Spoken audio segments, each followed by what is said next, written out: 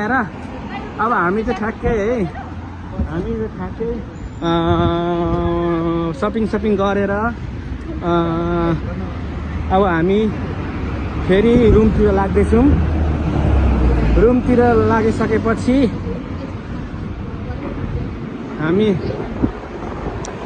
हामीले गाडी चाहिँ यहाँ पार्किङ गरेको छौँ है।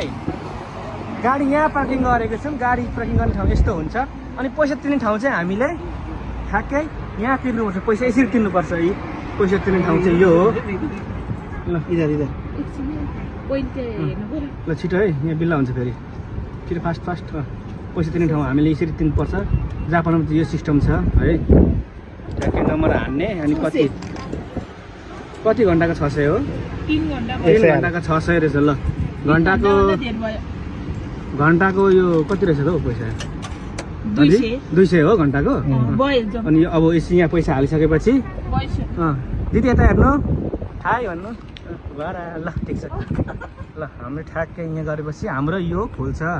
ल कान्छ। ल ह्याप्पी छ कान्छ। ल काम पनि बनियो नि त। ल यो दुइटै ठ्याक्कै अब हाम्रो गाडी खोल्यो। अब हामी गाडीमा चढेर फेरि अर्को ठाउँ सपिङ